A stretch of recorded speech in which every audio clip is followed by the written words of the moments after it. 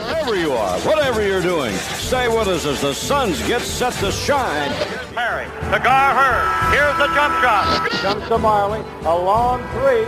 He got it! He got it! Not in the playoffs last year to an NBA Finals. Not in the playoffs the last 10 years. That's never happened before. A team making the finals after missing the playoffs for 10 years or more. Paul putting on the finishing touches. What a performance from Chris Paul. 41 points. He has waited his entire career to make the finals. Oliver for Charles, and he flies in for a wham, bam, slam. Rushed by George defensively. Booker waiting with it. He's way out on the perimeter now. Booker lobs it for Ayton. Ayton looks, goes over to Rubio. Rubio on the drive. Waits, shoots. The shot is not good. Rebound Zubac. He loses it. Suns get it back to Rubio. Time. 6 seconds left in the game. Out to Booker. 5 seconds, 4 seconds. Booker on the drive. Goes up. Here's the shot. Shoot! He got it! Woo! He got it! And the Suns win the game. Devin Booker at the buzzer puts it up and puts it in. Oh, brother!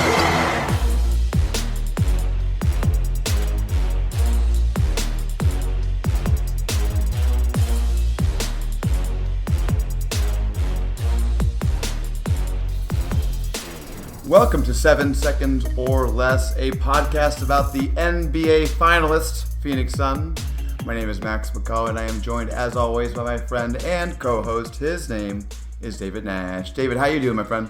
I'm doing good, Max. A little under the weather, so apologies to the listeners if you hear it in my voice, but this is a weird feeling for us Suns fans and uncharted territory. You always ask me how I'm feeling. How are you feeling, Max? I'm also a little tiny bit under the weather, David, but this is going to be our flu game. This is our Michael Jordan flu game in the finals, right? We're going to pull it through. We're going to do it. Love it. Yeah, we're going to preview the NBA Finals, which we're in against the Milwaukee Bucks. It's the coin flip revenge series. It's the battle of the famous Bucks pick that we dealt with for years. It's the Torrey Craig revenge series, the PJ Tucker revenge series. And it's also, David, the Who Hates Eric Bledsoe More Bowl. The I don't want to be here bowl, maybe. The I don't want to be here bowl. I love it. Yeah. Yeah, it's going to be fun. And we also, I solicited some listener questions from Twitter, so we're going to sprinkle some of those in. A lot of them fit in well with our topic. So I'm excited for this, David. How about you? I'm very excited. Ironically, over the course of the history of us doing this is probably the quickest turnaround that you and I have jumped back on the mics again after recording just a few days ago. But it deserves it. And, we got a lot of good feedback. I think we've got a lot of territory to cover previewing the NBA Finals. So I am very excited to jump in and talk about all of this with you today. Yeah, so am I. Just on one big global note before we go to the recap, I'm really happy we're playing Milwaukee.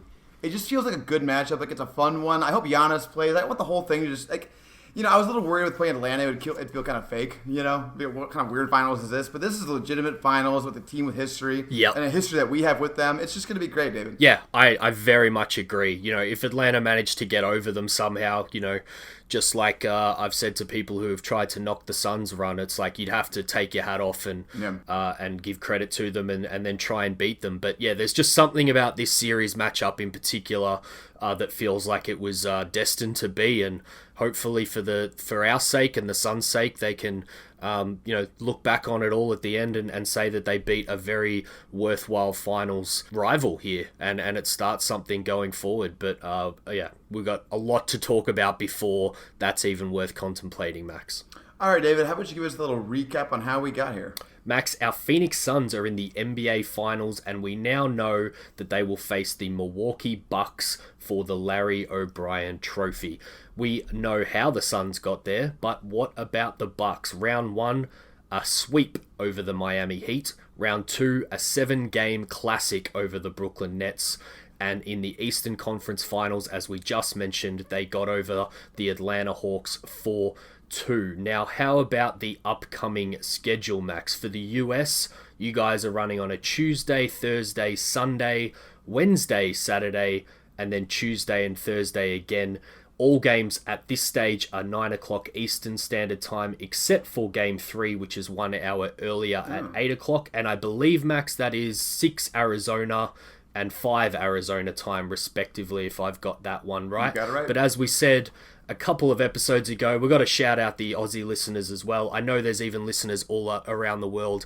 You guys probably know just off the US times what it converts to you because you're seasoned vets at this.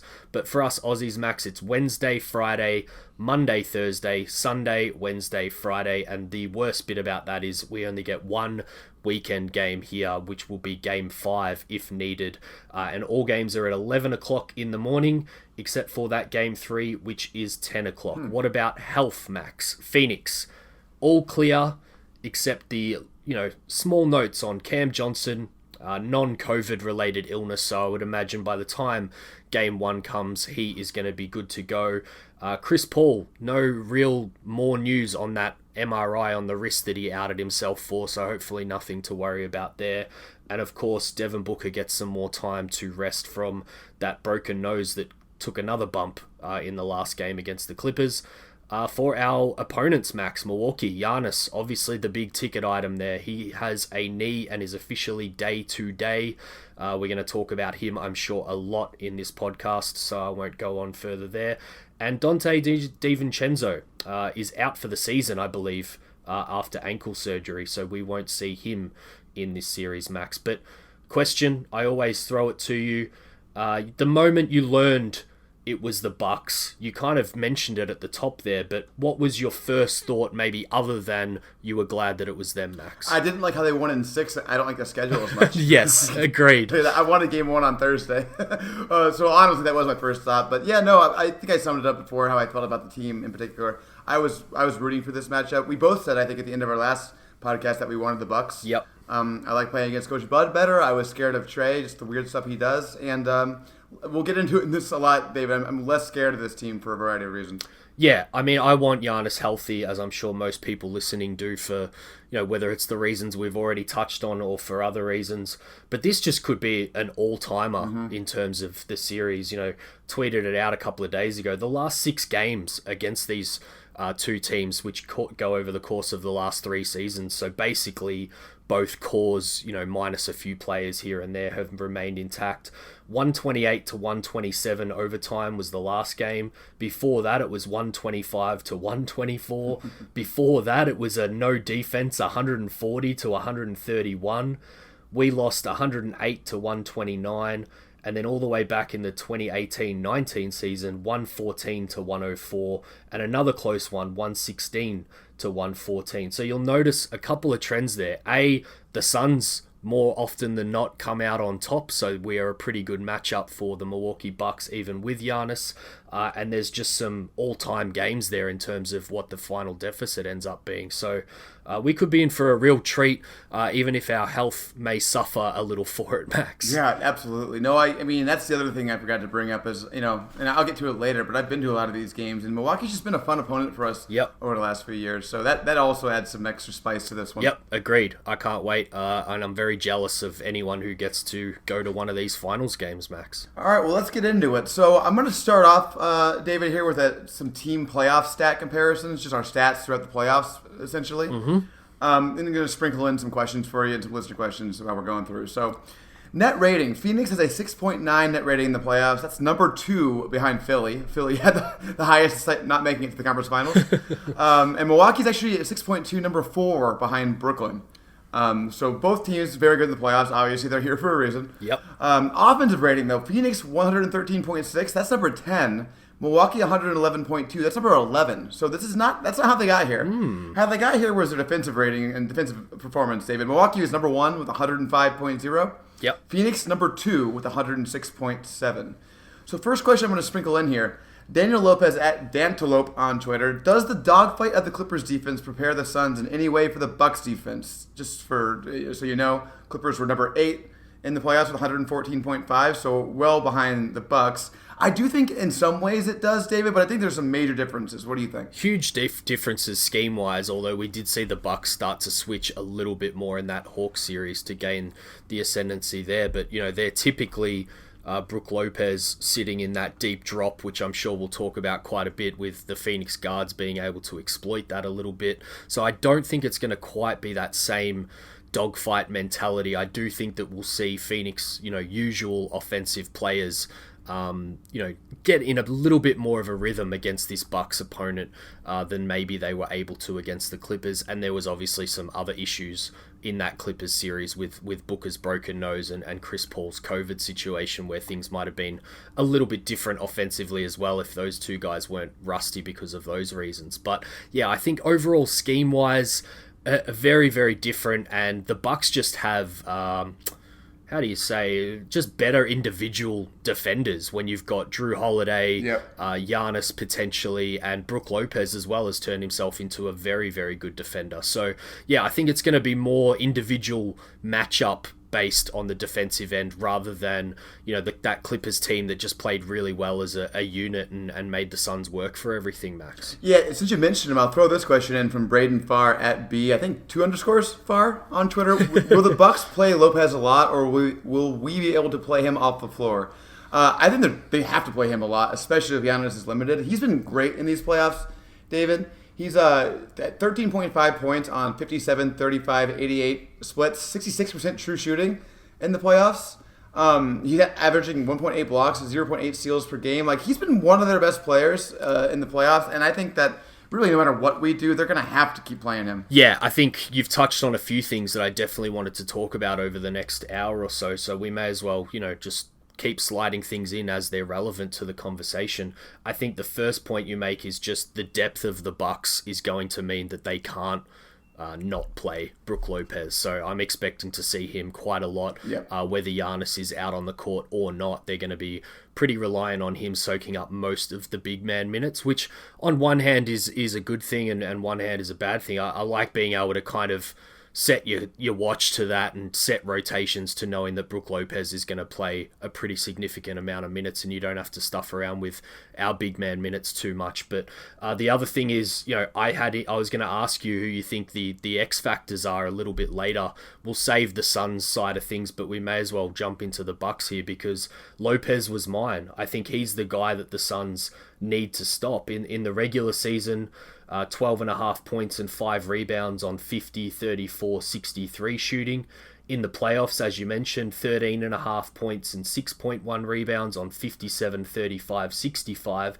And then in that last series against Atlanta, he jumped all the way to 18.7 points per game, 3.3 rebounds on 68, 36, 75 shooting. So I'm not sure if you've got another Buck to throw in there, but Brook Lopez, in my mind, is the guy that Phoenix really need to stop, and that job's going to go mostly down to DeAndre Ayton, Max. Yeah, I do have one, and let me actually give you some more stats to lead into it. All right. I think this is maybe the thing when I was researching today that scared me the most, and I think maybe one of the more important underlooked things for this series. Okay.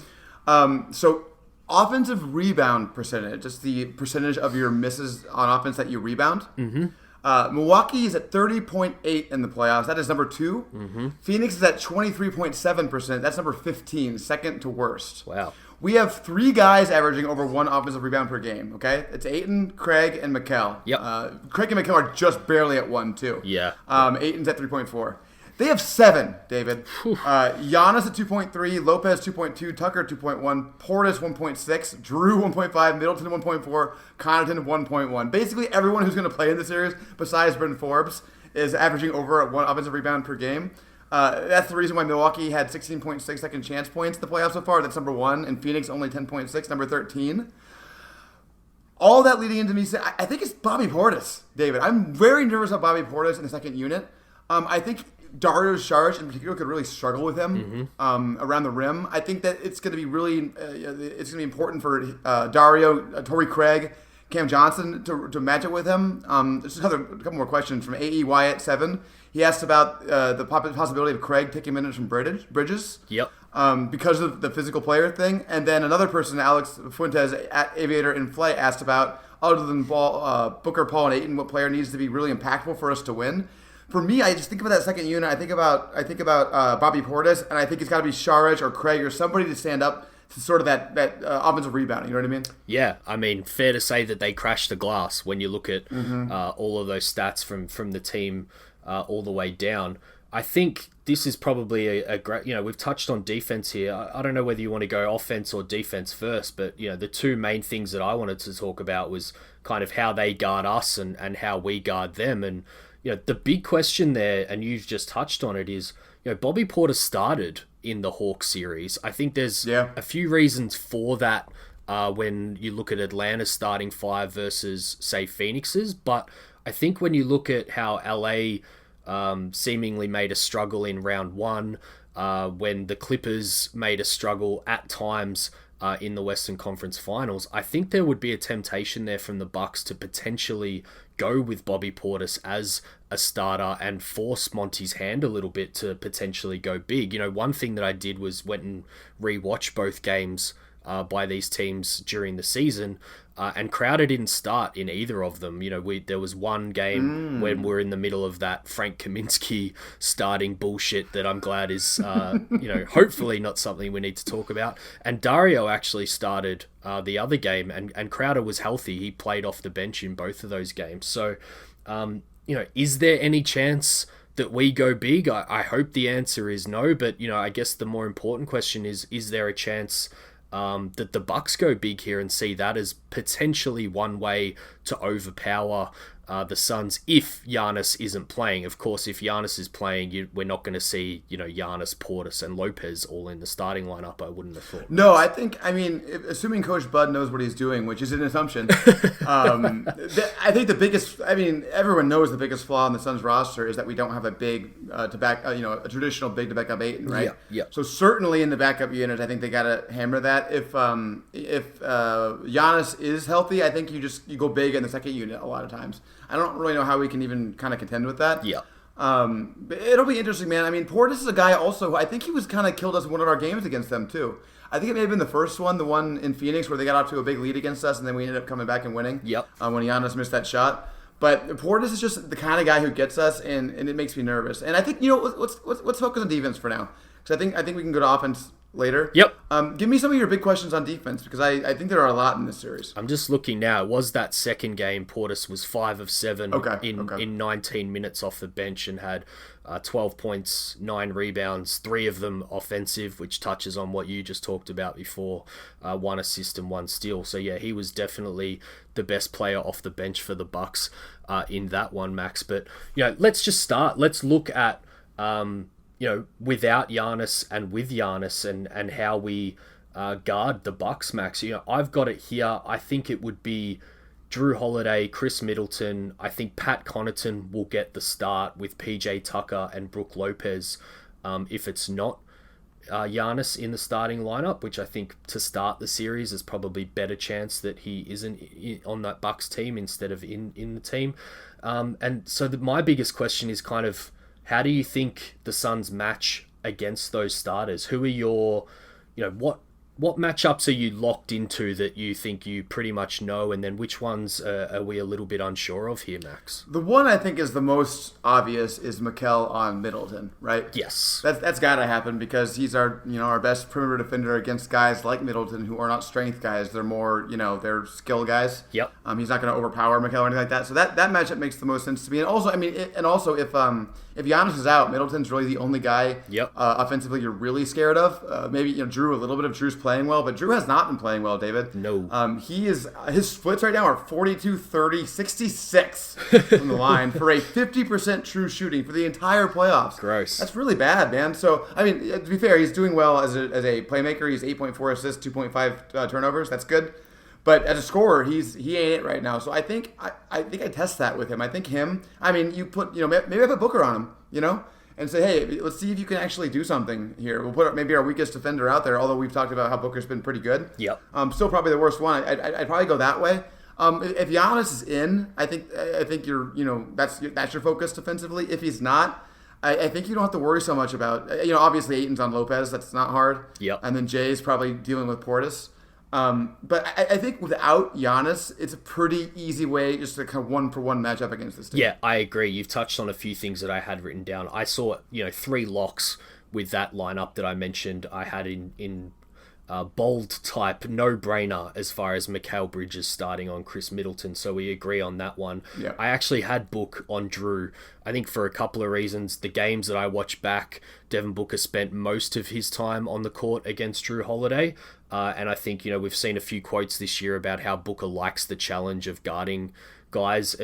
It goes both ways sometimes. Sometimes I get very frustrated and wish they moved away from it. Yeah. But I think that's definitely the matchup. And obviously DeAndre Ayton on Brook Lopez, particularly if Giannis doesn't play. But I would still go that way if Giannis does play. I will mention Ayton's going to get his stints on Giannis, guys. Don't worry. Particularly, like you said, Max, when they potentially go with Giannis in the second unit as the big, Ayton's going to have to match his minutes there or we're going to just get absolutely killed. But I would go with Ayton on Brook Lopez and then Jay Crowder on Giannis, particularly because, if Giannis does play, Max, he's going to be 75-80% at best, I think. So I think some of those advantages that he might have over a Jay Crowder are nullified a little bit by the health. He's not going to be flying up and down the court as much or, Euro stepping through the lane when he's coming back from a knee injury. So I think that's the way that I would go.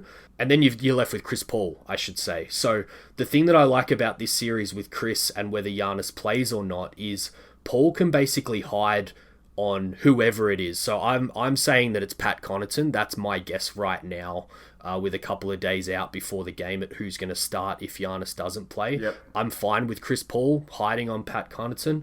I'm also fine with him playing on PJ Tucker in the corner like Trae Young did with Atlanta. Atlanta were totally fine with Trae Young guarding PJ Tucker in the corner because he really doesn't do anything on offense except shoot those corner threes. And I'll add shooting 29% on threes in the playoffs. Yeah, he's been horrible. And then even if they go small with like a Bryn Forbes or something, I think Chris Paul can take that matchup as well. So yeah, big point there. I'm not expecting at least the Suns' initial plan to be to give Chris Paul a very heavy workload on defense, and I think that's good for him. And then the big swing is for a guy like Jay Crowder. He goes between maybe guarding PJ Tucker if Giannis doesn't play to guarding Giannis if he does play. So big difference in job potentially for Jay Crowder, resting on whether Giannis plays or not. Is there anything there that you disagree with, agree with? Do you think it's pretty much on the money there? Yeah, I think so. There's two things. One, Booker on Drew, that match. I just want to say one more thing on that. So Drew Holiday is a big physical guard. He's not a quick, a jitterbug kind of guy. Yes. Who gets past you. And Booker's obviously a bigger guy and not the best against guys who are quick. So it really is a kind of a tailor-made perimeter matchup for him as far as guarding stars go. And the one thing I was thinking though, and I mean, we both agreed that Ayton on Brook makes the most sense. The only way that wouldn't be the case to me is if Brook Lopez is hot from three and dragging Ayton out of the rim where you want him to be. In that instance, you may want Jay Crowder actually on Brook, so that Ayton can be, around the rim a little more.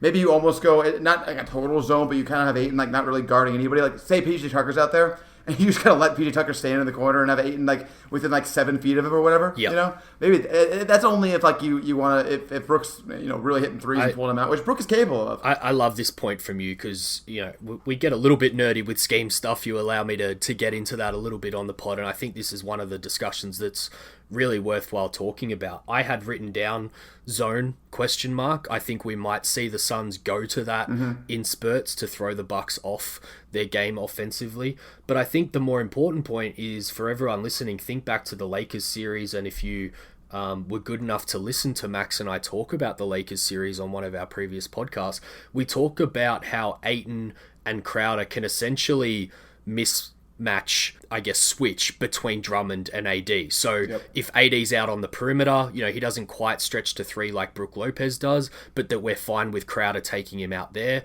And then if Drummond's in the dunker spot, that's where we want Ayton because, we don't want Crowder trying to, cut off lobs and things to Drummond.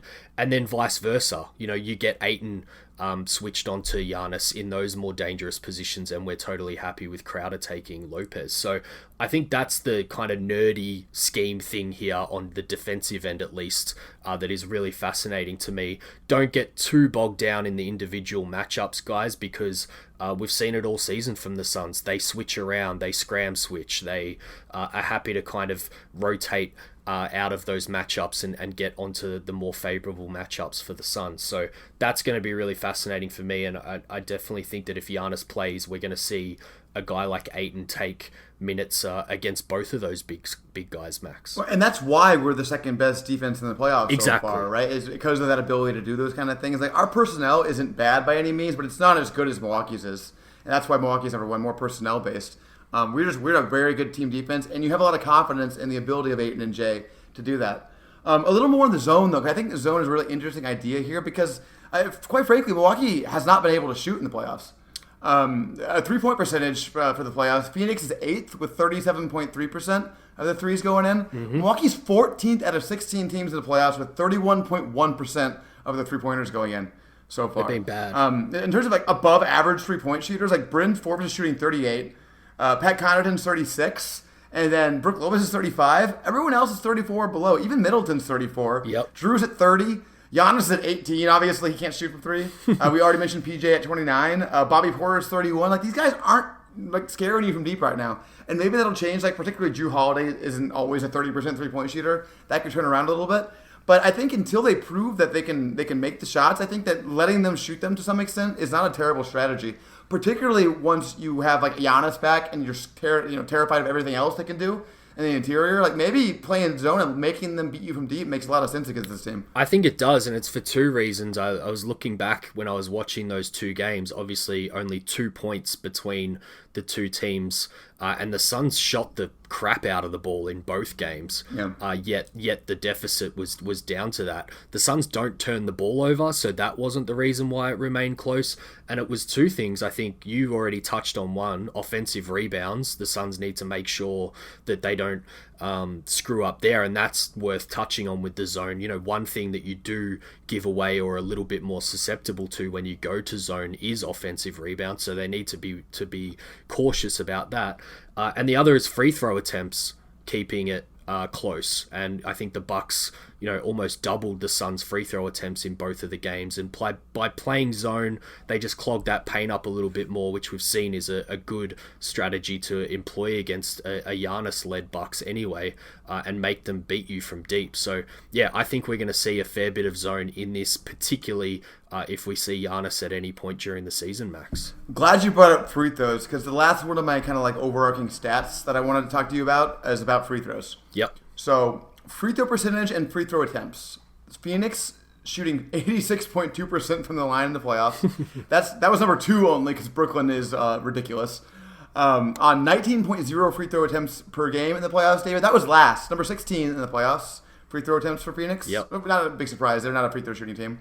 Milwaukee shooting 71.3% from the line. Number 14 in the playoffs. That is, by the way, I'm just going to say it again. Phoenix is shooting 86% from the line. Milwaukee shooting 71% from the line. They were second last in free throw attempts in the playoffs, David. They had 19.9 a game. So these are two teams that have shot the fewest free throws in the entire playoffs are in the finals together. That might be a first, David. I didn't look that up. That might be a first. Definitely. And but the disparity there is the interesting thing on the percentages. I think that this series could very well be decided from the line, particularly if Giannis comes back and we have a hard time keeping him off the line, as you just pointed out in those two games. That was mostly Giannis, Yep. if I remember correctly. Yep. I think one of them, too, he made like all of his free throws, too, against us, which doesn't happen very often. But I don't really even have a comment about that, David. I just think it's going to be really important. I'm just looking at it now, and I'm glad you've brought it up. Giannis was 9 of 10 in that first OT game, and the Bucks shot 19 free throws to our 10. They shot 94% and we shot 90%, so that was a kind of, out of the box game for the Bucks. But then they did it again in the 125-124 game. Giannis went, let me look here, 17 of 21 Jesus. from the free throw line in that game, Max.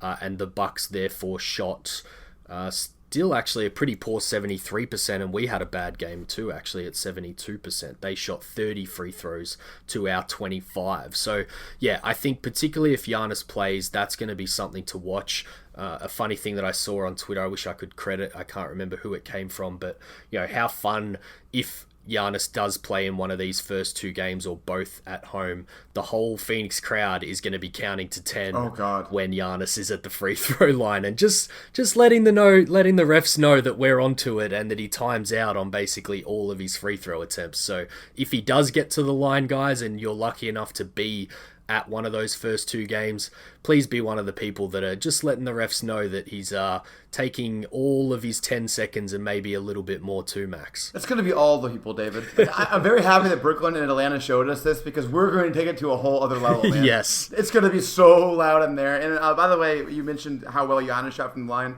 in those 2 games against us. He is at 54% for the playoffs. Gross. I believe I've seen him airball 3 free throws while the crowd was counting at him.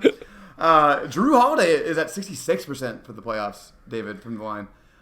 This team's not making free throws, and I think we absolutely have to utilize that. In fact, I saw on Twitter, I can't remember who said this. I wish I could credit them.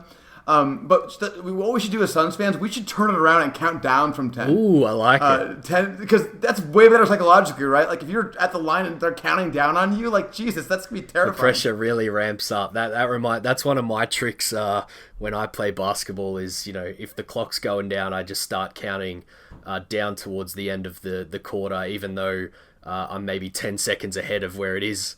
And you just see the guy panic, and that's what would happen with Giannis. You would see him panic a couple of times if that started to get called. So, yeah, I love that suggestion, whoever threw that one out there. But that pretty much covers everything on the, my big how do we guard them question. I think I wanted to mainly, touch on the starters and the matchups there, but one bench guy that we probably should mention up the top here off the back of the series that he just had was Torrey Craig going up against his old team. And I think if Mikal is struggling against Middleton, I think like they did with Paul George, we might see Torrey Craig thrown in a little bit. It was quite fun watching that first matchup, actually. It was probably the 4th or 5th last game that Torrey ended up seeing the court for the Bucks.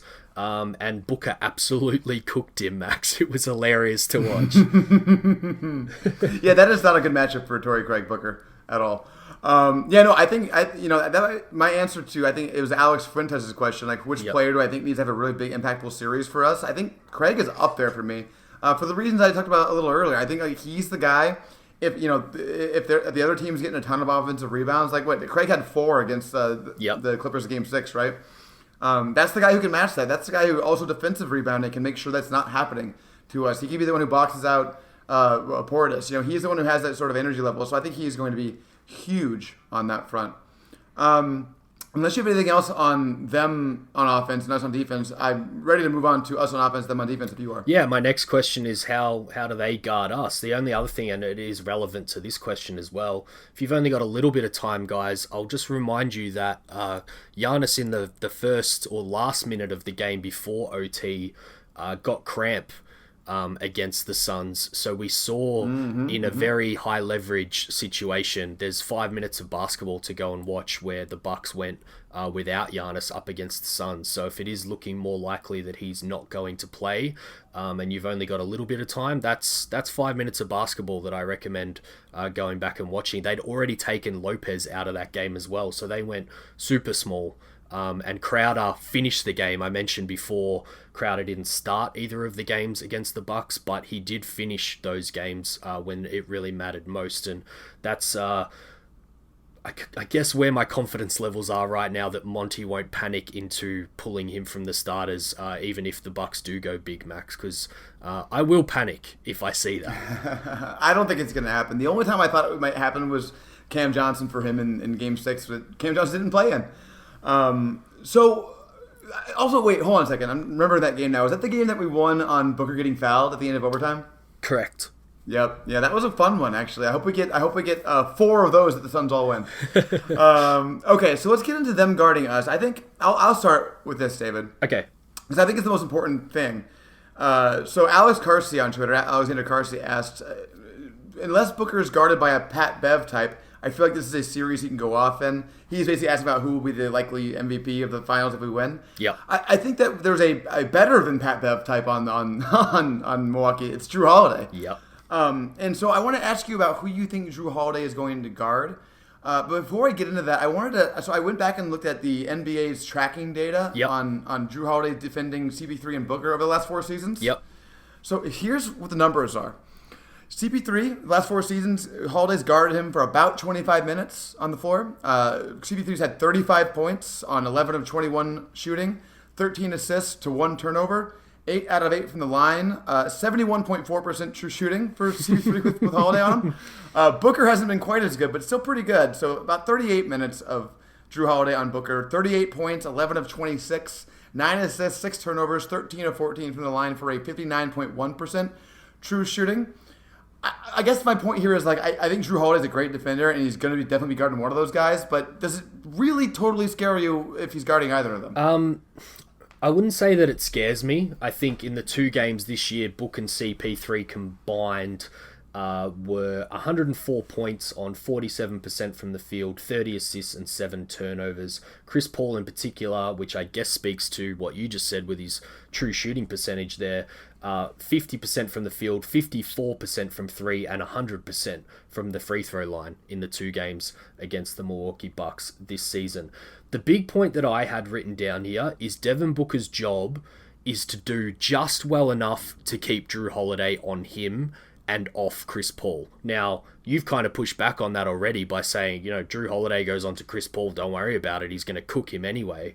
But I think the key to the Suns' backcourt winning this series for Phoenix is for Book to just attack, and make sure that they have to keep Drew Holiday. Yep. And then I don't think they've got to match up for Chris Paul. And I think if I had, $1 million to bet right now, it would be on Chris Paul to be the finals MVP, because I think Book's going to play that kind of, not decoy role, but it is a bit of a sacrificial role, and it's going to allow Chris Paul to cook the Bucks, particularly if they play that drop defense with Lopez and Portis dropping down into the paint, because I think we saw in the Nuggets series in particular, and then that last game against the Clippers, when Chris Paul's rolling, he can just absolutely kill you. So, well, and also, just real quick, David, sorry to interrupt, but I think that Game 6 of the Clippers series totally illustrates your point, right? With Booker being the sacrificial, attacking lamb. Yes. And then CP3 is just able to take over, right? Yep. And I think that the best point here, and I shared it earlier today, I wrote about that first game. I think it was about 15 games into the season, maybe 20. And I wrote about it specifically because it felt like the first time that Chris Paul and Devin Booker had clicked. It feels like an eternity ago now, but you remember we were 8-8 or whatever, and it just looked like those two were struggling and couldn't quite get it together. Campaign was out for that game, so Monty was kind of forced to really stagger them for the whole game and then play them together as well. It was the first time in the season that they both scored over 25 points. I think it was something like 30 and 28 respectively, and they were a huge reason why the Suns took that game out. So I think, again, that would be a game that if you're looking for confidence of the Suns and what the backcourt can do against the Bucks here, that's definitely one to go and watch, because I remember it and will always remember it as the first game where it looked like our backcourt was firing on all cylinders, and as we know, the rest was kind of history from there. They really took off from that point. So yeah, that Game 6 against the Clippers is a great way to think about it, where Book was really pushing the pace, getting to his spots when he could, and then we leant back on CP3 when we needed to in the half court, which is kind of the perfect balance between the two that we've seen towards the end of this season, Max. Yeah, absolutely. Another person I think is really interesting in this series, I don't totally know what he's going to be doing. This may sound very stupid when it's all said and done, because this guy, I really respect this guy as a player, but I just don't know what PJ Tucker is going to do in this series. I think we briefly mentioned this on an earlier podcast. There's not an obvious guy for him to guard. I think he'll probably get a try at Booker at times, but I don't think that's a good matchup for the Bucks, honestly. Yep. I think when we've seen that in the past, Booker has gotten the better of him, if my memory serves correctly.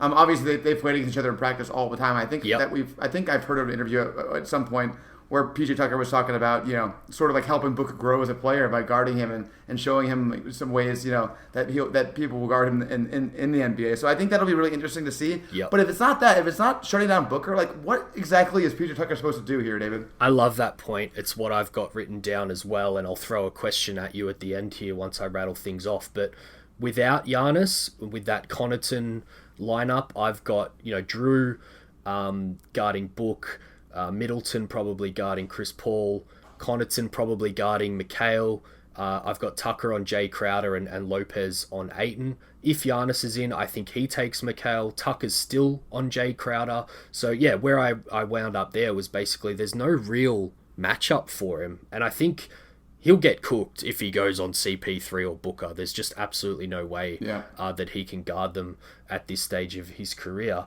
And here's the curveball. If we go 3 guards, I don't know what the Bucks do, Max. I just don't. Like, they don't... You look at even their options coming off the bench, I don't think they can guard 3 guards in this series. Wow. I really, really like that, David. I think that's exactly right. I'm trying to think about, what they would do. I guess they would put Connaughton, Holiday, and Middleton on the 3 of them. Yeah. But, Connaughton's going to get killed by whichever one of those 3 he's on. And put Bryn Forbes in one of them. What are you going to do? I mean, maybe do they have a bench guard, smaller defender guy that they could put on? I only looked at the big guys who were, averaging more than 10 minutes a game in the series. I don't know if they have somebody else to do that, but that's really interesting. The answer is no. They have Jeff Teague and Bryn Forbes off the bench, and then they have a couple of guys, we'll get into it later when we go bench versus bench, but they've got Giannis's brother, Thanasis, and Elijah Bryant, but they're both bigger wing type stop defenders who have been getting minutes for that reason. They literally don't have a guard, in my opinion, off the bench. And particularly, we talked about drop, which is the more traditional way that the Bucks do defend, but they did go to switch defense a little bit more. But if you think about the Hawks, they've kind of, they had more, wing types. Herter's a wing, I would say. Reddish is a wing. Yep. Bogdanovic is a wing. I think if you go guards, so Booker, Chris Paul, Campaign, and this is what I would do, particularly if they come out switching. You just attack one matchup every single way down. Basically, whoever Connaughton switches onto, or if Chris Middleton gets switched onto Chris Paul, or Campaign specifically, I just think you're going to have a matchup to attack every single time down the court, Max. You just made me think of something I think is interesting. I haven't thought of this. That's why we do this. One of the reasons. That's why we do this. I know, it is why we do this. One of the reasons why Booker is so ridiculously good offensively and so hard to guard is because he's both a guard and a wing, right? Yep. It depends on what role you want him to be in, whether he can post up smaller guys as a wing, or he can be unguardable by guys who normally guard wings as a guard. Yep. That's why he's so good offensively, and I think he's going to pose a lot of trouble for the Bucks in this series.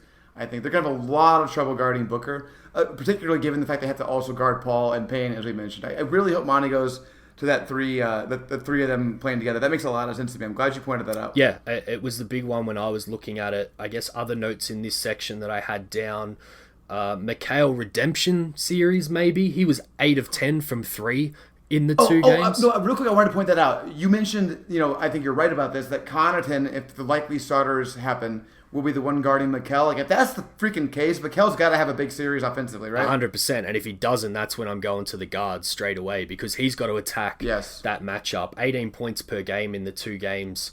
And as I said, 8 of 10 from 3. And then Jay as well as the other one. He's going to have a big job potentially on the defensive end. But he may just be against Tucker on both ends. And therefore, his job is to stretch the floor and make shots and, not make Monty regret potentially going big if the Bucks do. He's got to hit those shots from outside, kind of like the Lakers series a little bit, where we struggled was particularly when Jay was struggling early on in that series. So that's the big one.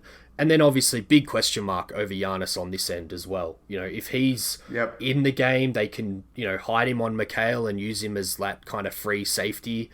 But he could also play and see big minutes on Ayton, and they could just switch him on to, whichever son is potentially mucking things up for the Bucks. So that's a pretty big swing in this series on the defensive end for them if Giannis can play. But that's pretty much all I had here. I was going to throw the question at you. If you are Coach Bud, other than hating yourself, how would you guard the Suns' backcourt? But, we pretty much covered that already, Max. Yeah, I feel like if I were Bud, I probably wouldn't hate myself. I'd probably be arrogant, but would be using the team. That's another. I forgot to mention that storyline, Dave. That Bud used us. Oh, we'll get to that. The user coach we're playing against in the finals. We will get to that. Oh, good. I'm glad we're getting to that. No, but I think you raised a good point there. It was something that I forgot to mention when you were talking about the 3-guard lineup. I think the 3-guard lineup is definitely something we need to do. But, the equalizer, I guess, is that if Giannis is healthy 100%, like, there's no offense that totally works against him because he's a freaking freak. That's why they call him the Greek Freak. Yep. Because he's an absolute freak who covers all the ground and will muck up whatever you're doing, no matter how, schematically brilliant it is. But I think we're ready for Did You Know now, David, right? We've covered both of my big ones, so yeah, unless you don't have anything to throw in, we can make this the halfway point, basically. Let's make it the halfway point. Tell me some things I didn't know. Max, you have been in rare form during Did You Know recently, and I gave you a heads up on the subject matter for this one, so no excuses for you or the listeners. Last episode, we touched on the Suns' first final appearance, so this time we are talking all things 93 Suns. The only other time our Phoenix Suns have made it to the NBA Finals, at least until now. So Max, did you know the 92-93 Suns won 62 games on the way to the Finals, which was a record for the franchise at the time and remains one to this day? But it shares the lead with a 7 seconds or less season. We are the 7 seconds or less podcast, Max, so please tell me, which other Suns team won 62 games and sits at the top of the leaderboard with the 93 Suns? I do know the answer to this, Dave. That is the 04-05 First Nash Suns. It sure is, who only made it, and I say only in brackets, to the conference finals. But pathetic compared to this team, Dave. Exactly. Back with the 92-93 Suns now, Max. Let's run through the team like we did last time. They actually used 10 different starting lineups during the season and 4 during the playoffs, but we will go with the most common starters used when it mattered most. An easy lob to start for you, Max, starting at power forward for the Suns, and the leading scorer and rebounder is, of course... I have no idea. That is Charles Barkley, dude. 1 for 1, or 2 for 2, I should say, starting next to Barkley in the front court at center and nicknamed the Hammer. Any ideas who that was, Max? Is that Miller? That is Mark West. Oh, okay. It was all Miller on the team, though, right? He was, and did start at some point. Yeah, okay. So one of my favorite ever Suns is next. The starting shooting guard on this team all season long and through the playoffs was... Marley. Marley, of course. You redeemed yourself there. Now, Max, Thank you. the only other starting forward spot was the one that was played around with the most on this team. So I'll help you out by ruling out all of the other starters who didn't feature in this spot at the pointy end of the season. First, there was Cedric Ceballos, who started 46 games during the season and 2 in the playoffs. Next, we have Tom Chambers, who didn't start a single game during the season but was thrown in for 1 playoff game against the Sonics with both Barkley and West. Najil Knight was another important piece of this team who started 35 games at point guard when called upon and 1 in the playoffs. Then we have 10 more games during the year played by Jared Mustaf and, as you mentioned, Oliver Miller. So Max, that's almost every player that mattered on this team mentioned now. Throw in Danny Ainge, Frank Johnson, and the starting point guard who we'll get to in a second, and you are left with just 1 more important player. And this is where we get back to our other forward test, Max. Who is the other Suns forward who I am yet to mention from the 92-93 Suns? Quite an infamous name. I'll give you an extra clue there. I was going to say Ceballos, so I'm glad you ruled that out for me. Was it Richard Dumas? It was. You are back on track here. Now, starting at point guard, who was that, Max? Oh, that was Kevin Johnson, David. It was, and probably my favorite KJ fact is why I left him till last. He came to Phoenix via Cleveland in a huge trade for the franchise. Johnson, Ty Corbin, and Mark West were all traded to Phoenix for Larry Nance and Mike Sanders. On top of that, the Suns received a draft pick that they later used on Dan Marley. Not a bad trade for the core of the team that ended up getting to the finals, Max. And even Corbin may have been part of that too if he wasn't taken by the Minnesota Timberwolves in the expansion draft later that year. But I promise to keep it short, so like last time, Max, we will skip over the very painful journey to the Suns' end here. A 3-2 win over the Lakers, followed by a 4-2 win against the Spurs, and then Phoenix beat the Sonics in 7 to make the finals, where of course they lost 2-4 to Jordan's Bulls. Now, to finish everything off, I began searching for some sort of omen that might mean the basketball gods will let the Suns go one step further than 76 and 93. We've already discussed the playoff drought trend a couple of times, so I didn't want to go there again. So I went searching, and I think I found it, Max. Games. What if it all comes down to games played before the finals? Over the last 10 years, when each round has been the best of 7, Max, the average amount of games played by the eventual finals winner is 15.8. Max, do the quick math for me. How many games has Phoenix played so far in the NBA playoffs? Well, we had 6 against the LA teams each, so that's 12, and then 4. That's 16 total, David. 16, just 0.2 above that magic 15.8 number. Not bad at all. And the Bucks, Max, have played one more at 17. Now, if we look at the past finals failures by the Suns, in 76, the Suns played 13 over 2 series before the finals, and the Celtics had only played 12.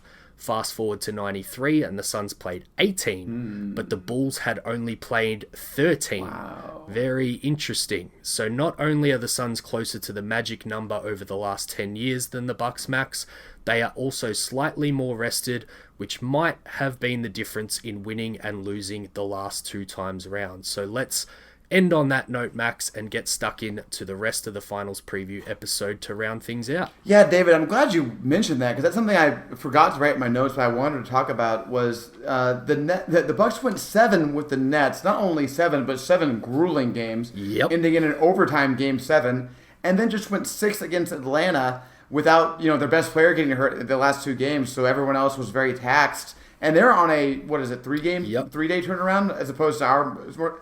That's a real thing, isn't it? It definitely is, and that's why I wanted to mention it. It's been a little bit of a conversation online that I've seen, and it may end up being the difference here in the Suns being a little bit more rested. The usual term for this is rest over rust. Yeah. I questioned it a little bit going into the Clippers series after we swept the Nuggets, and the Suns made me look very silly on that one, even with Chris Paul missing the first couple of games. So I have absolutely no concerns in the rest versus rust debate here.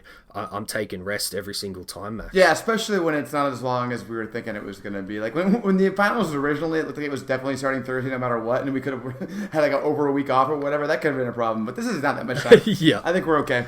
All right, since did you know, let me do the only time ever in my history of this podcast with you that I'm going to do something that's kind of did you know-ish. Payback. Patrick Stewart at ProfX_Suns, who said he listens to every episode. So thank you, Patrick. That's awesome that you've done that. Mm-hmm. He asked basically about which Hall of Famers in history have made the finals in their first postseason. Ooh, I like it. Because he wanted to know the way he stated it, what kind of company are Book and DA joining? Yep. So he's assuming that they're going to be Hall of Famers. I think there's a decent chance of that. So I like going along with that, Patrick. So I spent way too much time on this, David. I spent well over an hour researching this. It's a couple caveats before I get into it. I didn't include ABA or other leagues because I don't have that kind of time. And also, I only consider guys who were inducted to the Hall of Fame as players, not as coaches. Yep. Okay? So all that considered, this has happened 34 times in NBA history, David.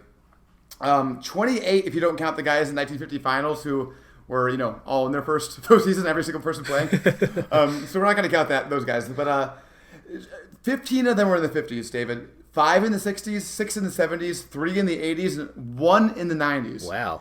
In 1990. And only 6 of them did it after their first year in the league. Almost all of them were guys who were drafted and as rookies were on good teams and just won. Yep. Right? Yep. And the other thing I'll say before I get into questioning you, 16 of them were either on the Celtics or the Lakers. That probably won't surprise you. Yeah. Okay, so I'm going to give you... David, you're not going to get this. This is an impossible question, but I'm going to ask you anyway. The last person to do this, again, we're talking about making the finals as a Hall of Famer in their first postseason. Yep. Was in the 1990 finals. He was on the Portland Trail Blazers. They lost to Detroit. Do you have any idea who it might be? 1990 Portland Trail Blazers. David, I'm being mean to you. You're not going to get it. It's Drazen Petrovic. Ah. Yeah, it was Drazen Petrovic. Like it. Yeah. It hasn't happened That's since crazy. 1990. That is absolutely David. nuts. Here's the other trivia question I'm going to ask you about this. Just name one of them. Can you get one of them of the 34 times it's happened? Can you get one? So, anyone who has made the NBA finals. In the Hall of Fame, it was in the finals the first time they were in the postseason. I'm not going to get it. A lot of famous guys. I'll give you that hint. Bill Russell. Yep, that was a good guess, David. Hey. There were a lot of guys from that Celtics team that won 8 championships in a row. Won't surprise you. But the ones I'll focus on, so not to prolong this too long, are the 6 guys who made it not in their first season. Okay. In the NBA. 4 of those guys were in their second season in the NBA.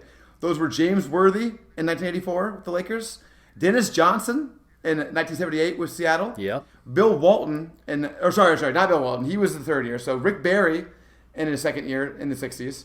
And then Bob Hubregs, the 55 Fort Wayne Pistons. Is it, you remember that series, hey, David? isn't that the guy that pissed off Luka Doncic in the front office of the Dallas Mavericks?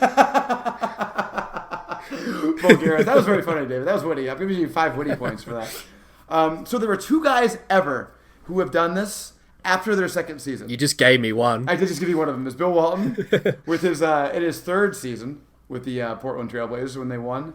The other one, David, has quite... so this is the one who has the record, okay? Okay. In his 5th season. So you go ahead and see that Devin Booker would set the record, right? Yep. If he makes the Hall of Fame Yep. with the 6th season.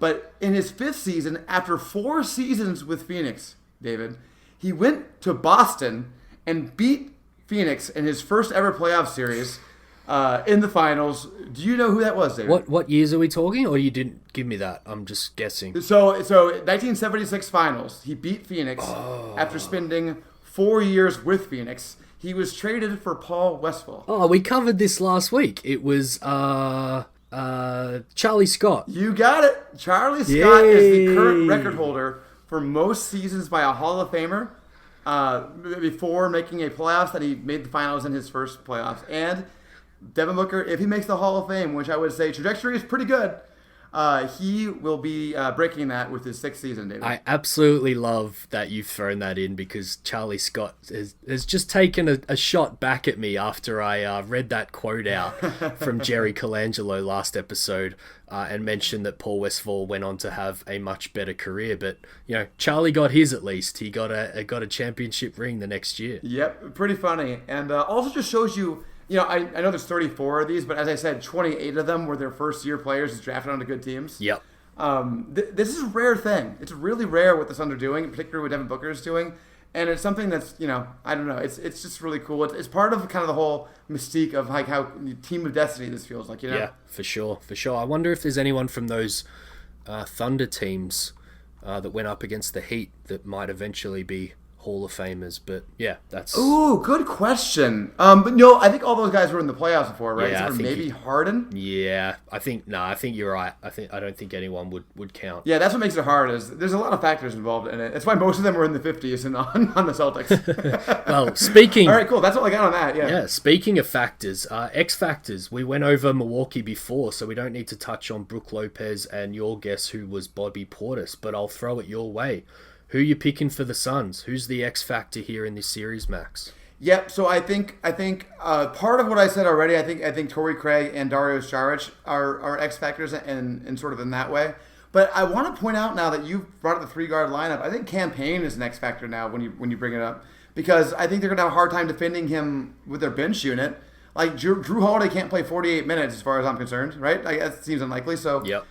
When he's on the court and you don't have either Drew or Chris out there, or maybe both, Chris Middleton, not Chris Paul. Yep. Like who's going to guard Cam Payne? Like he could really go off, right? Yeah, you're almost talking me into it away from my guess here, which is the other Cam. So quick pat on the back. You know, before our last series, I said I gave 3 wild cards or X factors. One was Point Book, who had that Game 1 triple-double. The second was Cam Payne, who had the 29, 9, and 0 game in Game 2. And then my third was Cam Johnson, who didn't have a specific game, but was just big all series before he missed. So I'm going to crank the difficulty up here just a smidgen and only go with one guess for this series. And it's Cam Johnson for me. I think he's just been building to this moment the whole way through the playoffs. And I think...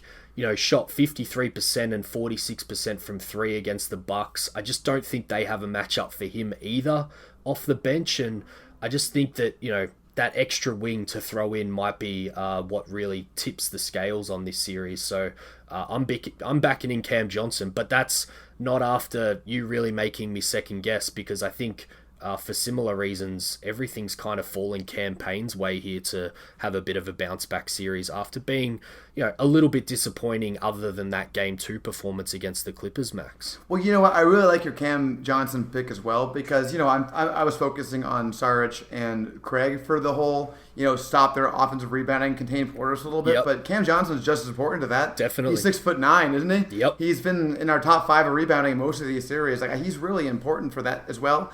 And also, I pointed out earlier that the Suns shoot threes well and the Milwaukee Bucks don't. That's only the case if we shoot threes well. And Cam Johnson's a big part of whether we are going to be able to do that or not, because I still believe, and I don't think a lot of Suns fans will question me on this, that he's our best three-point shooter. Yep. Just overall, he's the best at it. Yep. And so if we're going to exploit that advantage, and that's something I like to talk about a lot on this podcast and elsewhere, is that you have to take advantage of your advantages. They're not advantages if you don't exploit them. Correct. And I think Cam Johnson is a big part of us doing that in the three-point shooting arena. Yep. I'm very much on board with that. What have you got next for us here? Let me take a look at this. Okay, so here's a question that I thought was interesting and kind of difficult, actually. So I'd be interested to hear your thoughts on it. So this is from Michael Lee, at Michael Lee 1013 on Twitter. Yep. He asked about, you already pointed this out, how we had a lot of close matchups over the past few seasons between these two teams. Mm-hmm. So he kind of wanted some analysis on, why are we winning these games? What are we doing better than them? And what are they doing worse than us that is causing us to win? Is it just luck, small sample size, or is there a reason why this is happening? And also, is it a reason that we can kind of exploit? Interesting. Well, we talked a little bit about the top there in some of the differences. If I focus first on the 125 to 124 win over the Bucks, both teams shot above 50% from the field. Both teams shot 43 and 48 from 3, respectively. Particularly in this one, the free throw matchup was actually pretty even, and we managed to match them on the boards as well. There's not a lot that's standing out from this game in particular, really at all in the Suns' favor, so I'm not really getting anything out of that one there, Max. And in game 1, as I look through, pretty similar again here.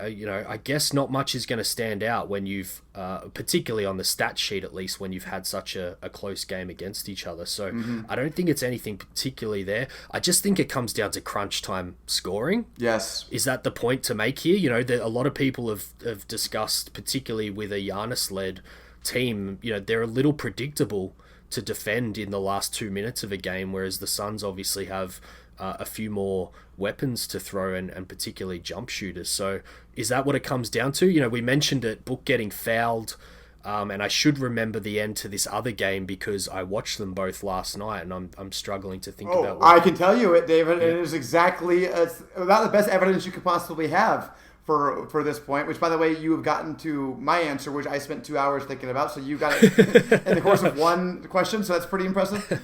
But that game, as you'll be slapping yourself for not remembering this, David, it was finished on a Giannis jumper that he missed. Yes. And I believe, and remember Booker's interview afterwards? Remember that, David? That's why I called that article "We're in good shape," because that was the quote from Devin Booker.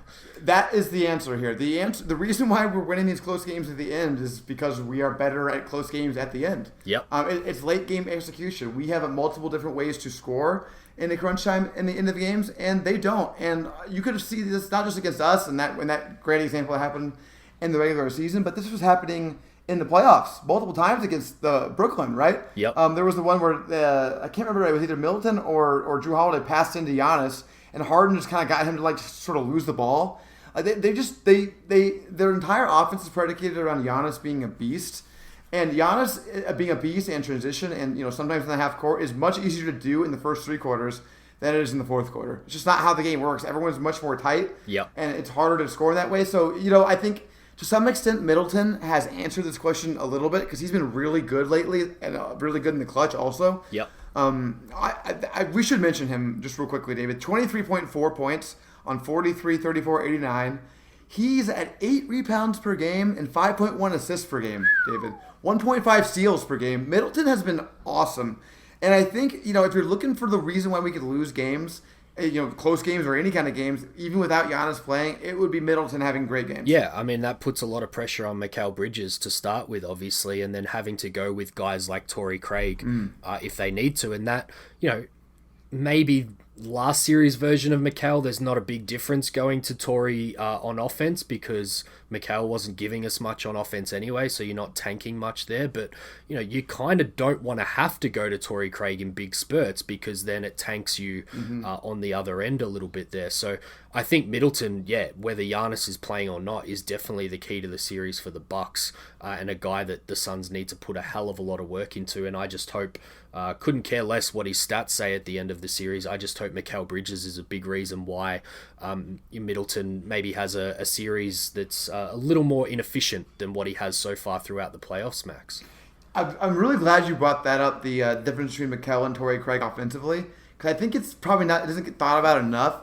So 3-point shooting wise, they're not as far apart. I mean, Craig is shooting pretty well as a Sun so far. Yeah. I don't know if that's how he usually shoots, but he's been really good as a Sun. But where the big difference shows up is in their transition ability, because Mikal Bridges in transition is a demon, and then their free throw shooting. Because Torrey Craig will miss free throw after free throw, and Mikal Bridges rarely misses free throws. And that really matters, particularly in, again, getting fouled in transition and such. Yeah, I think one reason why we haven't seen Torrey as much, and it was a reason why I was really, really impressed with how he played within himself in Game 6, and I definitely think that was after a conversation with Monty, Yes. is he gets a little bit out of control. He doesn't pass on the fast break when he should. He doesn't give it off to the point guard after getting the rebound. He kind of just takes off and gets himself just stuck into some really difficult situations trying to draw contact. And, sometimes you need that energy boost, but I trust Mikal in that position a hell of a lot more because there's a reason that Mikal's been up there in the 90 percentiles in transition so far in his career because he is an absolute monster at it, as you said. All right, I got a question for you, David. Are you ready for a new one? Go for it. So in every series so far, we've had sort of a rotation surprise, I would say. Ooh, yep. What do you think there's going to be one in this series? So a couple guys asked questions related to this. So Isian at Isian16 asked about if Nader's going to play at all again in the series, or have we seen enough? Yep. It's just Cam and Craig. And then David Cruz at David Cruz AZ asked me, do you expect Javon Carter to get any minutes, and what can he bring to the table? And my initial reaction to that question was no. But then I was like, we get surprised in every single series so far. Yep. Like, maybe if Bryn Forbes gets going, goes crazy, maybe they send Javon Carter after him or something. I don't know. Do you foresee that or any other surprise? That's exactly the one for me that I had written down. Bryn Forbes getting hot, I would throw Javon Carter in because I don't think Interesting. you need to worry as much in this series. Forbes is a much smaller player. Which the Clippers weren't throwing out there, which is why it made it hard for Monty to give Javon Carter minutes. But I think Javon is the answer here. And I can probably extend out into one of my questions here with just bench versus bench, which we touched on a little bit, Max, if you don't want to throw another kind of wild card in there as a surprise from the rotation. No, I'll just read out that Turkish Babatunde at Two Saints Two Islands asked about the importance of our second units playing each other. What are the matchups going to be for those? So I'll go right ahead. All right, we've got Jeff Teague versus Cam Payne. We've touched on both of those a little bit. We've got Bobby Portis against Dario Saric. We've touched on those a little bit. And then the really interesting one is Bryn Forbes versus Cam Johnson, as far as that's the eighth guy in both teams' rotations. And obviously they are very different players other than being pretty good from deep, both of them. But then you get to the others. I mentioned before, Thanasis and Elijah Bryant are literally the only other two guys that have played any sort of minutes in the playoffs for the Bucks. And we've obviously got Torrey Craig, and then Etuan Moore has filled in when we've been missing one of Booker, Payne, or Paul during the playoffs. But then the Bucks, I'm not over-exaggerating, guys. The Bucks have nothing else. There's nothing else for Coach Bud to look at. Yep. But then we've got Javon Carter, Frank Kaminsky, Langston Galloway, Abdul Nader, all options that could play at some point in this series if Monty really needed them. So I think the Suns are clearly deeper, but the point here, and we can maybe roll it into a Monty versus Bud conversation as well, it could be a trap, because I think Bud's problem in the past has been that he's tried to play too many guys and not play his good guys maximum minutes. And I think I haven't been worried about that with Monty Williams. We've seen it through the playoffs. He's played all the good players 40 minutes or more. Yep. But if you look at the depth problem here, Bud might stumble into just playing his good players because he's got no one else. And Monty, if we stumble here or there in a game, like we saw in a couple of those games against the Clippers, we might see him falter into just playing some really silly lineups just for the sake of it instead of sticking with his good guys. So it's actually something I'm a little bit worried about, if I'm honest, is the depth, because 8 versus 8 I think is fine. The Suns clearly are better from 9 through 15, but 9 through 15 shouldn't be playing in the NBA Finals, Max. No, they should not be. And that's an interesting question. I think, it's unfortunate Bud doesn't have more guys to play, so we could screw this up a little bit. Yes, exactly. Yeah, it really is. And in some part, obviously, and this is actually another question that is interesting that it came up again. Ben Adam 11 on Twitter, is Giannis coming back less than 100% for the Bucks potentially a good thing for the Suns? I think the answer is probably yes, honestly. If he's not at full strength, I think Bud just... No, it doesn't even matter how Giannis plays. I think Bud's no matter what going to go here. We're doing what we're doing in the regular season. He's very stubborn. Yeah. Right. Yeah. So I actually think if he's not playing, maybe it forces him even to be even tighter with the way he's playing. Yeah. You know what I mean? Yeah. That's really interesting to me. Yeah. I love that point that you brought up. Yeah, it's just something I'm worried about. I really love that you brought the offensive rebounding up. We're obviously feeling pretty positive about this series overall, but I'm liking that we're trying to cover all angles for the listeners here and things that might potentially come up during the series. Hopefully not from a Suns perspective, but you mentioned it before and then I told you to wait for later. We're talking about Monty and Bud here. I love this narrative. Bud flirted with the Suns a couple of seasons ago to try and get himself probably a better deal with Milwaukee in the end. And it looked like the right choice. The Suns hired and fired Igor. Milwaukee went on to play in back-to-back Eastern Conference Finals in both of those same seasons. But the pressure's ramped up now. All the pressure's on Bud. There's basically no pressure on Monty. Well, to be fair, David, to Bud, it was the right choice because at the time he was talking to Ryan McDonough about the job. So I would say no also. You know what I mean? Yeah, exactly. I remember that one of the tweets was that he spent 2 days with Phoenix and... I don't want to get myself in trouble here, but 2 days with Ryan McDonough and Bob Sarver, I think I'd be ready to quit the NBA altogether. It's so true. That is so true. Oh, wait, real quick, one thing, David, I wanted to point out on the point you were making, we have more good players thing. Yep. So assists percentage, or a ratio. Assist ratio is basically the percentage of your possessions that ended in assist on offense. Yep. We're at 18.7% in the playoffs. That's number 1 in the league. Yep. Milwaukee's not terrible. They're at 16.6, so that's number 6 in the playoffs. Not terrible, but theirs are so concentrated in a few guys. Yes. They are Drew at 8.4, Middleton 5.1, Giannis 5.2. Giannis may not even play in some of these games. And then PJ Tucker at 1.1 is the next guy. Ours is, we have 8 guys like that. We have Chris Paul at 8.7, Book 4.8, Campaign 3.8, and then we have a host of guys. Crowder, Bridges, Sarge, even Moore and Kaminsky are all way in the high ones.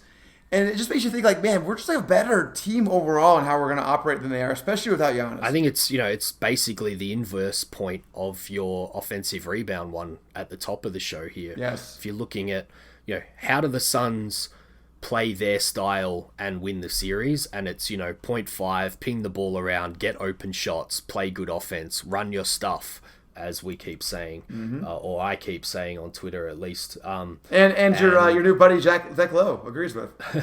Well, he went one step further. He went run your shit. I loved it. I was impressed with that. That was great. Yep.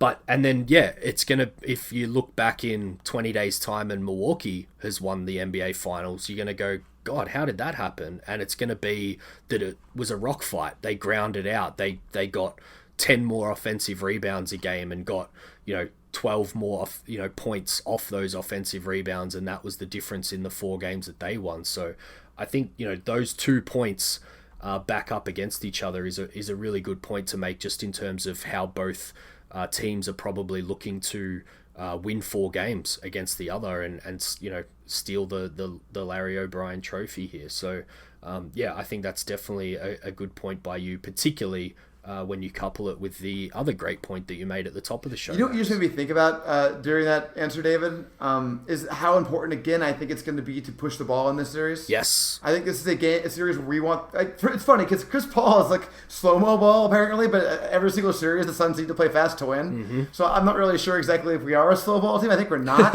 And I think Chris Paul's been realizing that slowly. It's like, we're not a slow team. This is a fast team that I need to run at a fast speed. And I think in this series...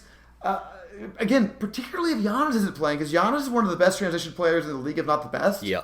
So, like, when he's in transition, it's not as advantageous to run. But when he's not on this team, like, man, they need to push this ball. They need to make Brook Lopez run up and down the court and getting tired. And Bobby Portis and all those guys. I want to see, PJ Tucker and Brook Lopez, Yes. lope up and down the court, on multiple possessions because the Suns are pushing the pace. I think that's a good point as well. I got one thing left here. How many have you got? Yeah, I got one thing left too, and it's a personal thing sort of. So maybe do your thing, we'll do my thing, then 7 seconds or less. We haven't mentioned DeAndre Ayton's name very much Wow. in this podcast. Yeah. And we made that mistake a couple of times before, to be honest, and he proved us wrong. We gave him 20 minutes of gushing last episode, so I'm not suggesting that we need to, praise him too much. But the thing for me is, we've covered it a bit already, but I just wanted to touch on it with Ayton's debut run again here. In 2 weeks' time, we could be looking back on him successfully guarding Lopez and Giannis in this matchup and winning the finals, plus the challenge of small ball, plus guarding Andre Drummond, Anthony Davis, Marc Gasol in the first series and some small ball, plus going one-on-one with the MVP for 4 games against Denver, plus matching against Zubac and then taking again the challenge of small ball against the Clippers, and then Milwaukee, as I said. And I just wanted to mention it, really. It's not a question. It's nothing without notice. I just wanted to mention that the total skills package at the end of this playoff run is going to include protecting the paint, contesting more threes than anyone on the Suns, post defense against some real big brutes, switching on wings and guards, anchoring the Suns' defense and being their biggest communicator, small ball scrambling in the playoffs, which was always going to be the big knock on him, and his help D. And again, no question here, nothing really to mention, Max, except for that's just an extraordinary run, no matter what the result is, really, for me at the end of this series. He has proved that, particularly on the defensive end, he is everything that you wanted him to be and more. Well, first of all, huge agree on that last point you just made there. Remember the question? Like, I would rather, what's the thing? Like, stab myself with a fork than pay Ayton a max contract before this playoff started. And now I'm like, can we go above the max for Ayton? It's. I mean, the way I felt on that alone is enough of a gauge for me of how great he's been. But something I wanted to mention though is that if there weren't such like a cloud looming over Giannis, like if we didn't all kind of think that he either won't play or won't play very effectively in this series, then I think that we definitely bring up Ayton in the first 20 minutes. Like one of the first things we talk about is can Ayton contain Giannis, right? Yeah. So I think that's definitely a signal of that. It's less of a. I mean, the stakes are still high on him because again he's our only big, so he's very very important. No matter even if Giannis doesn't play. Yeah. But I think because of the fact that. One of the big questions is Ayton going to contain Giannis? And he's actually done well with that in the regular season. So, there would have been some good optimism on that from Suns fans. Yep. That's been really a killer on that. But, I mean, I'm with you, though. I mean, we should be talking about him more than we did. That was a disservice, probably. Yep. I just wanted to make sure we mentioned his name here at the end, particularly the defensive side, which is the more impressive thing for me, which is saying something because he's been pretty damn good on offense as well. And on that point, if I know we touched on the guards being the way that the Suns win this series, but if the guards are doing their job, Ayton is going to do exactly what he's done all playoffs and just eat at the rim in this series, Max. Yeah, I kind of feel like Brook Lopez shouldn't be able to stop Ayton. So we'll see if he can take advantage of that matchup. I hope he does. Round us out here, Max. Okay, so as I believe you know, David, Giannis is my favorite non-Sun, except for maybe Dame. Like, I love Giannis Antetokounmpo. Yep. I've spent more money to see him in person play than anyone in the history of my life for sports. It's not even close. And you convinced me to when I was in New York, and I did not regret my decision either. So thank you for that. You're right. I forgot about that. Yeah, because I was like, you have to see this guy in person. He's a different story in person. Yep. So February 4th, 2017, my friends and I bought courtside seats for under $200. That shows you how things have changed at the Suns Arena. To see Giannis, this is kind of before he was a big deal, but I knew he was a big deal. And that was the one where Booker had 27 points second quarter. Remember that game? I do. So then the next year again, I bought tickets again to go see him, but he missed the game. That was the one where he didn't play, and Booker hit that crazy turnaround three at half court. Remember that? I do. Then the next year, I went again to watch him because my nephew was going to get born the next day, so I took the day off to go, the night off to go see him and get drunk and have fun and all that stuff. And it was the only one we won, and it was a game where Oubre, Ayton, and Josh Jackson led us to victory. We totally ran them out of the gym. And now I'll probably be spending more money than I've spent in all three of those games combined to go to game one of the NBA Finals, probably. So I just bring this up to say, I just have a weird connection with this Milwaukee team, and personally, I'm just really excited that this is the matchup that ended up happening. I love Giannis. I've been dying to see him. I've been dying to see him every time he's here. That we're having a finals against him is so amazing. There's something about this. I know I already mentioned it, but you convinced me to go and see him against the Brooklyn Nets when I was in New York for work. And ironically, he was a game-time decision, I believe because of a knee injury. Wow. And I didn't buy tickets until about an hour and a half before the game when it finally got announced that he was going to play, because I was, the tickets were above $200 if I remember correctly, and they weren't even, they were probably 10 rows back in the lower bowl. Great seats, but not courtside or anything like that. And I didn't want to spend it unless he was playing, and he was. Milwaukee won. He had a couple of his, quintessential down the court Euro step dunks. He definitely wasn't 100% himself, but I was very, very happy to have seen him play in that game.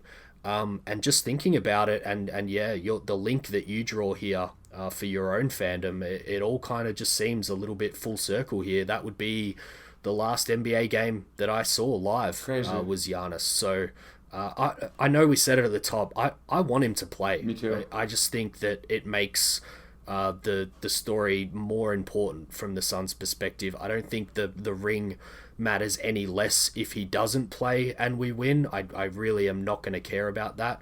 But I just think for the whole story's picture of these playoffs, and the narrative around Giannis, and I felt for Bucks fans last off season when that was getting thrown around ESPN and the like. I want him to play, Max, and I'm glad you brought it up. I really want him to play, man. One other thing I want to bring up that I can't remember if we talked about this on the podcast or not, but do you remember when my team building strategy, what I focused on in the 2015 to 2017 range for the Suns, I always thought about 2021 free agency and Giannis and how much the Suns should try to make sure we can get him. That was the number one thing I thought about. And I think a lot of people were like that back then. How ironic and weird is it that we're playing him in the finals instead of that in the 2021 summer, instead of going after him in free agency? It's crazy. There's been many ways to try and, kind of describe how ridiculous this run is from the Suns, and that's just yet another one of them, because we spent many draft and free agency discussions about how, now might be the time that the Suns could look to make their run towards building in the playoffs and the finals, and all of a sudden we're 4 wins away from that ring. With the core that we were often talking about, which is, it's just crazy, Max. Can you imagine if we win this game and this series, and have a title, how much fun it's going to be to enjoy this team over the next 5 years? It's there's no pressure anymore. Zero. We should enjoy a young team growing after it already won a title. Oh my God, how fun does that sound? So much fun. And that's why I want it more than anything in the world right now, Max. Yep, I really hope it happens, man. I think every Suns fan is just praying they can pull this through, because this is, it's such a fun team to root for. It's not even funny, man. That story that came out over the weekend about Booker FaceTiming with CP3 while getting his nose stitched up. Wow, CP3's telling him what to do in the game, and Booker's screaming at the doctors to get back out there. And then he goes back out there and goes 7-7 from the line, and hits the game winner, and sets the screen, or the game go-ahead shot, and then sets the screen for Aiden's game winner. Just an amazing team, man. The 30 for 30 is going to be wild, and wow. The title is the other side of hard, guys. I've seen other suggestions out there. I've also seen that suggestion out there. It can be decided right here, right now. The title of this documentary, it has to be that. One of Monty's, or the Monty-ism, I would say. I think that you're exactly right. There's no other name for it, honestly. All right, David. 7 seconds for last time? Let's do it. You want to start? Want me to start? I'll throw one at you. This is a pretty tough and fun one. Okay. The list of recent players to play for both NBA finalists is pretty funny, in my opinion. My first question for you, Max, is a real challenge, as I said. Can you name 7 players who have played for both the Suns and the Bucks in the last 10 years? Oh, damn it. This is annoying because Gene Ayton on Twitter ranked the Bucks Suns players. And I'm trying to remember what his tweet said. But I was know hoping some of you them, didn't so- see that. I did see it. Torrey Craig, obviously. 1. PG Tucker. 2. Greg Monroe 3. was definitely on that list. Oh, God. I can't think of any more now. That's where I'm at. Well- Michael Redd, was he last 10 years? I've got him on my list. There's 4. Come on, there's Okay. some real obvious ones you haven't even mentioned here. Oh, Eric Bledsoe. 5. Can you get to 7? Come on. I should probably be able to get to 7, shouldn't I? Think Eric Bledsoe's backcourt partner for a while. Brandon Knight. 6. We can't count Donte DiVincenzo because we were going to pick him, right? That doesn't count. He is not counted.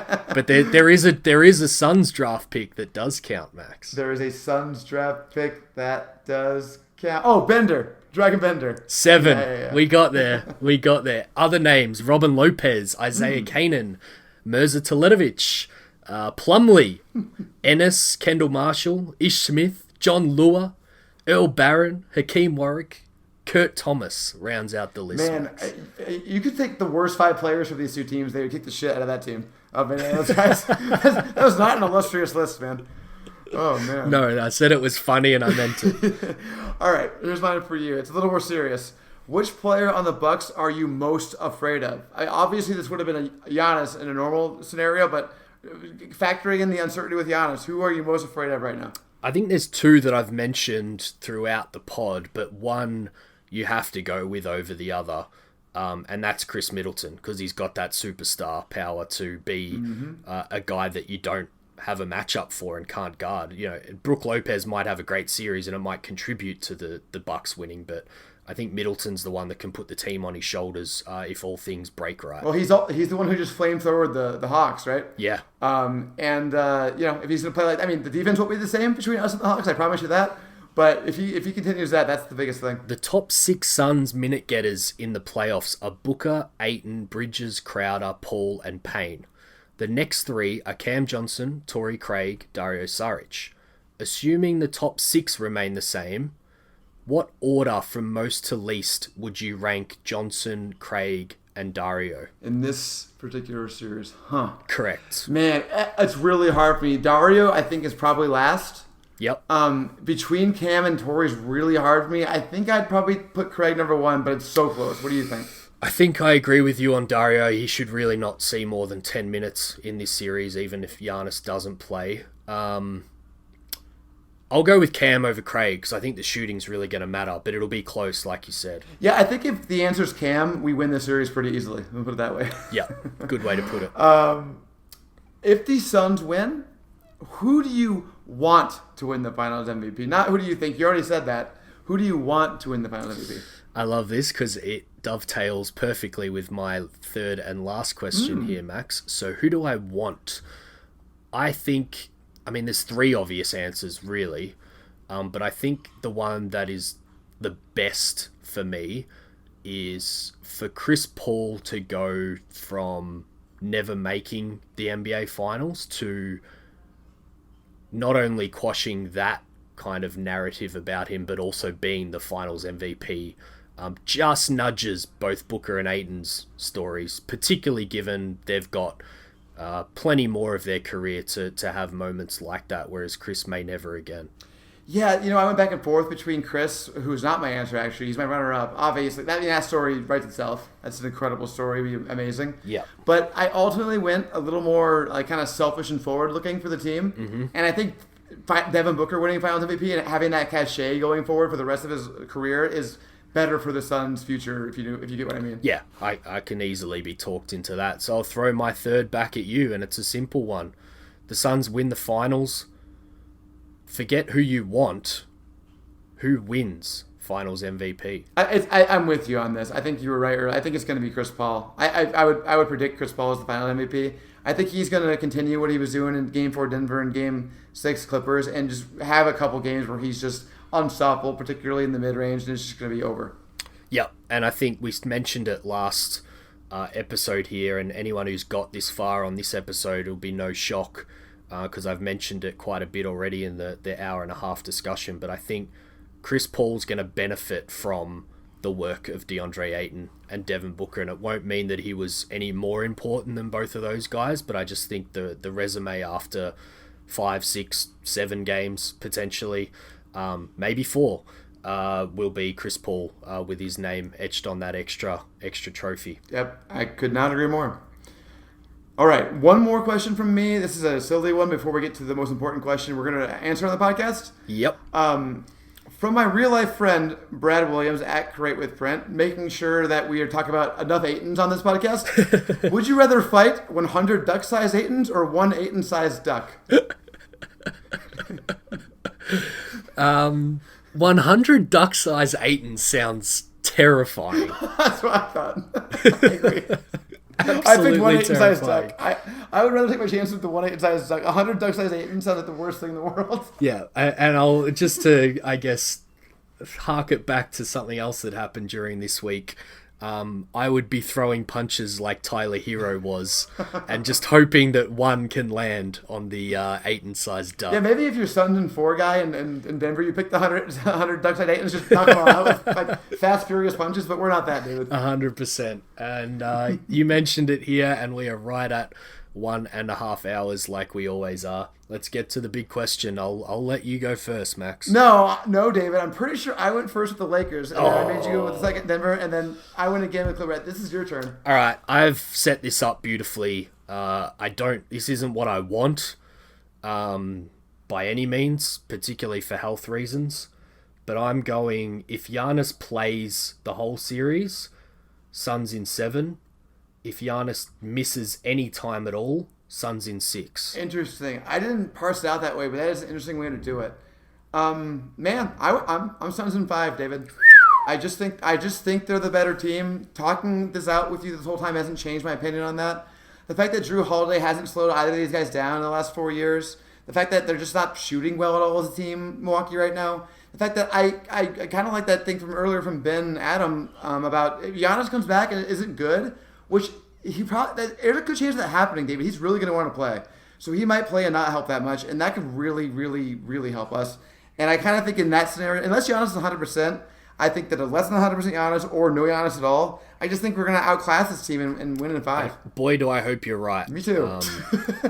Yeah, as I've said, I just think this has, all-time series potentially written all over it. And, there's nothing more Suns than our first ever championship having to be earned every single step of the way. So maybe it's just the Suns fan in me, but I just feel like we're going to be dragged through a incredible journey here to get our first ring. But at least we're both picking the Suns to get that first ring, Max. So I feel pretty comfortable about that. Yeah, I don't care how it happens. Just give me that damn ring, man. Yep.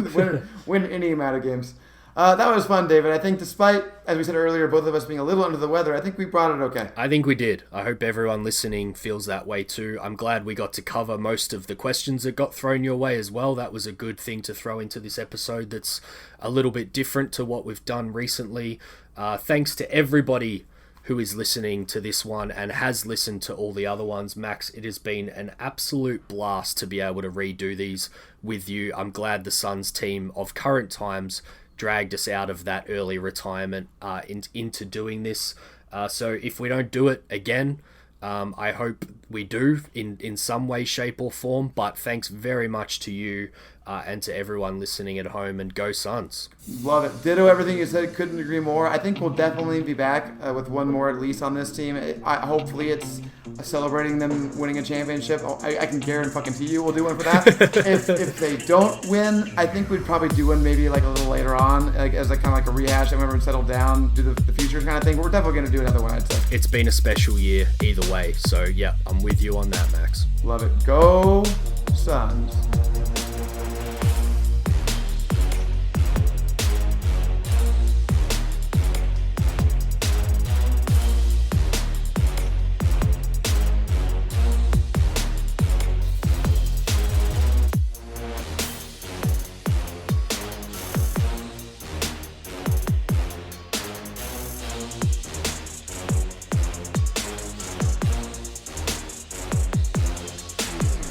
This one is over. The Suns get the win over the LA Clippers. They eliminate the Clippers. And I have to tell you this. For the third time in my NBA broadcasting career, I have the opportunity to say the Suns are going to the NBA Finals. The Suns have an opportunity to be the kings of all of pro basketball.